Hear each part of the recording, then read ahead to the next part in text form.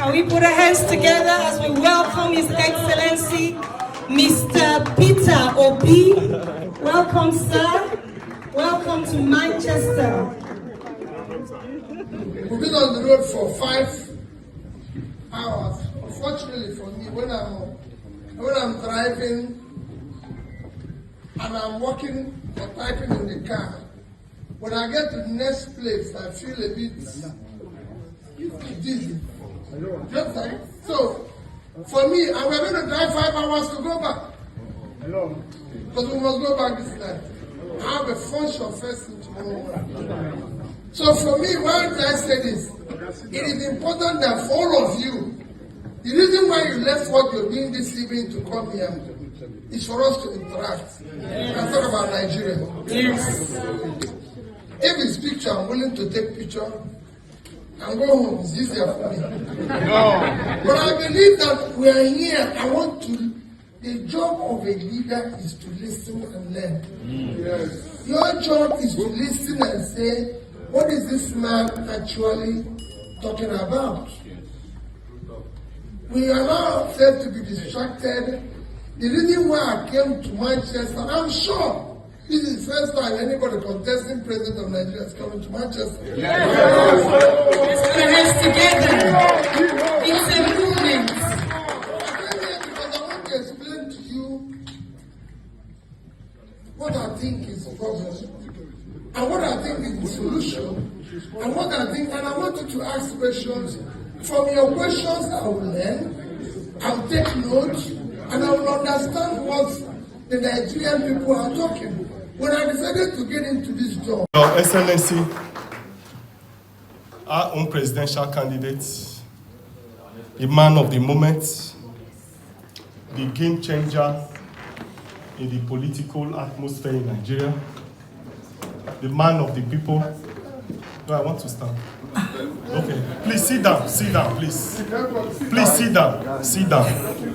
just follow what they've already signed, and where we feel it's not suitable. Because if we look at it from the Ukraine war, some of the signatories are also trying to adjust a little bit. So if we are going to adjust, we'll still go back to having been signatory to see that we adjust within the protocols. So that one is given. On the quality of education, let me tell you, 3 things is what develops a society. Because when we talk about societal development, it's hinged on biggest measure of it is Human Development Index. Human Development Index is 3 items. Life expectancy, which you call life expectancy, is health. Number 2 is education, which I consider number 1, even when it's number 2. The more educated society is, the better the society. Yes. And you can't talk about building physical infrastructure without building the human infrastructure. So for me, education is everything. And I've demonstrated it as a governor. You can go and see what we did in education in Anambra State. Yes. So tell your son we're going to do that. And I'm committed to it. On youth leadership, agree, and I said every day that the youth should be part of this. Let me tell you and assure you, when we talk about diversity and everything, the most critical thing I want us to achieve is the inclusiveness of women and youth in governance. This is one government that if we do that, we will ensure youth, and when I mean youth, when I mean women.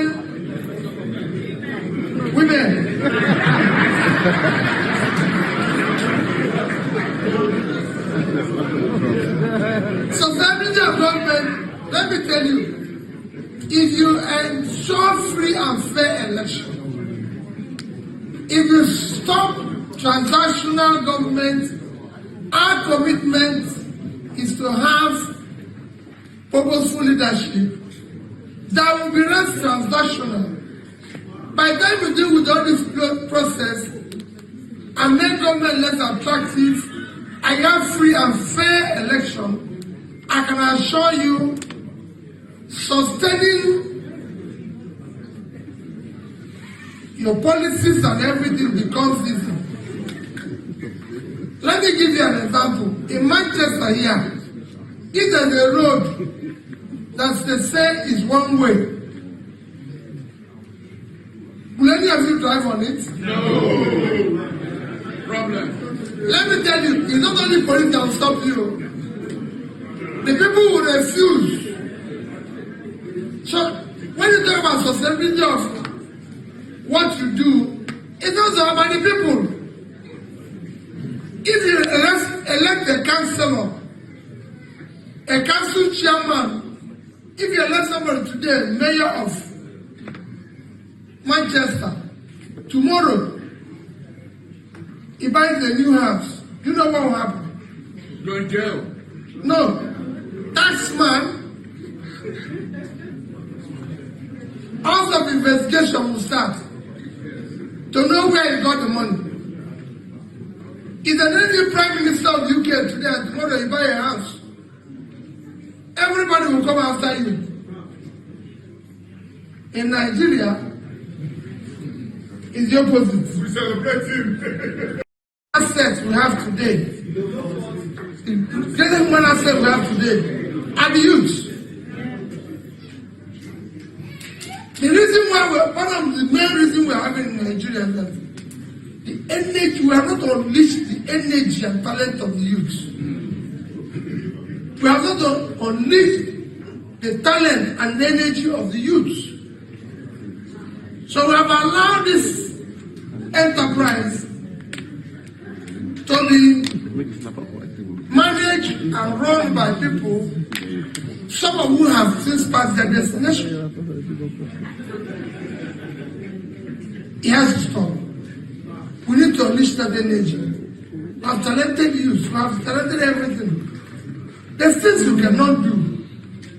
I was talking to somebody this morning, a very prominent Nigerian, and I told him what the youth can do is incredible. And when I came here to do a program in one of the best universities here, it will shock you. I got into the school, and they said to me, everything you need, all your books, all your assignments, everything, all your notes and everything is in your system. They just gave me, that's all, and said everything is there. It took me going to call my son. He said, hey, wait a minute. I came to collect books from these people to read. I look at what they, so the energy and the talent we need to unleash it. Someone talked about manifesto. I'm happy the chairman is there as they're talking about the manifesto. Let me tell you about this election. The Labour Party, like the chairman told you, is a party that started yesterday. In the sense of what we are doing now. Forget that we have suddenly become forget that we have become a movement, forget that we have become a third party of reckoning in Nigeria. One minute. No. Let me tell you, we are the third reckoning. No, I'm being factual. Before now, the party that is known is APC, PDP. So in terms of mission, we are now one of the three. So let's be factual, because it's important. You learn from there. Now, but let me tell you about manifesto. Let me tell you about written promises. That's where our government is coming in. Nigeria is not devoid, or Nigeria is not lacking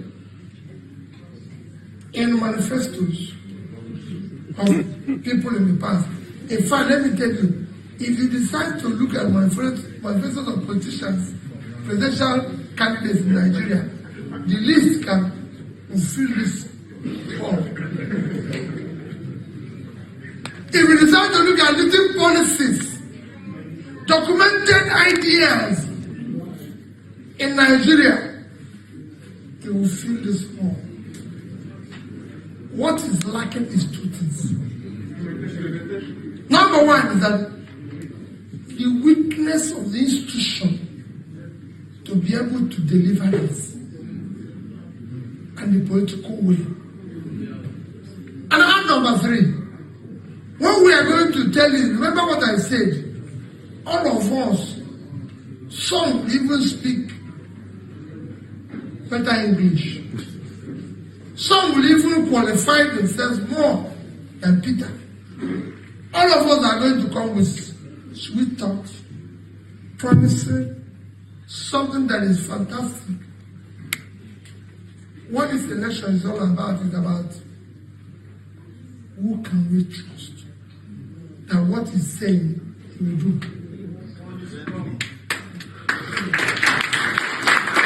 So if Peter will stand here and say, I'm going to fight corruption, and I say it every day, fighting corruption is easy.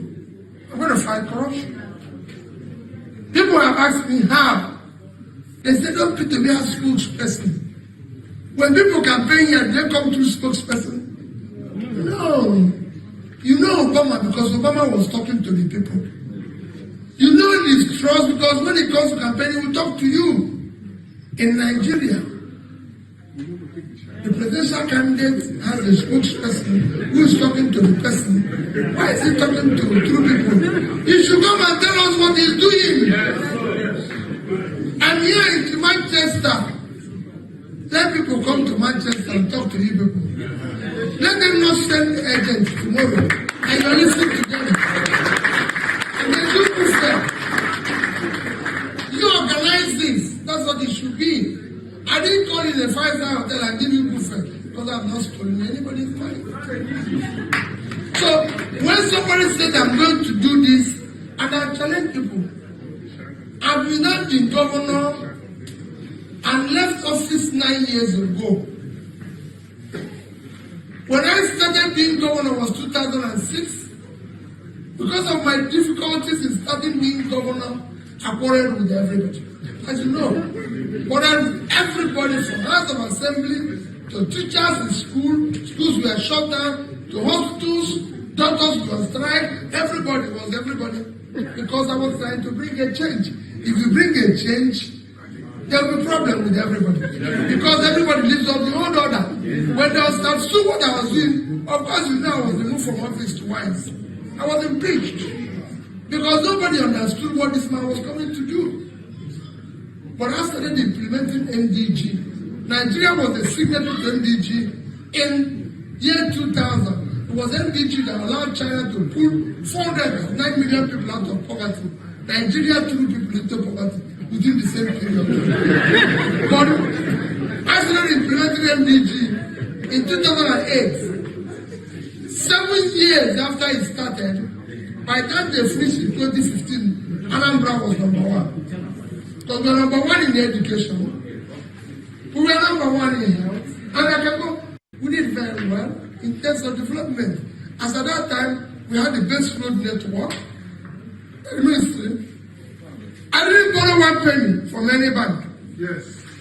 No financial institution will ever say, Peter, we borrowed 1 penny from them. The day I left office, I was not owing any contractor, supplier who have executed his job 1 naira. I was not owing salary. I cleared all the pension and gratuity. I wasn't owing anybody. And I left in 3 banks in Nigeria. The banks are still there. I left in Access Bank $50 million, over 10 billion naira. I left in Diamond Bank $50 million, over 10 billion naira. I left in Fidelity Bank over $15 million, over 10 billion naira. And I had investments in other facilities. And today, I'm the only there's a governor assigned, when they brought the law for me to sign for my pension, I told them that nobody is entitled to anything. Anambra State has not bought me pure water. This bottle of water since I left 9 years ago. Go and see. Go and take it there. I have no land. No single land.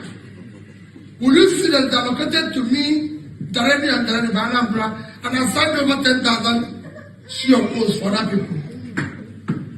Nobody from my town was appointed a commissioner. And I can go, no OB, nobody from my town. Because I was entrusted public wealth. I have to share the responsibility. And I served in other different areas. I was chairman of the Security and Exchange Commission. Go there and ask them whether they brought me pure water. Yes. So if anybody says I'm going to fight corruption, let's know how you managed the last place when you left.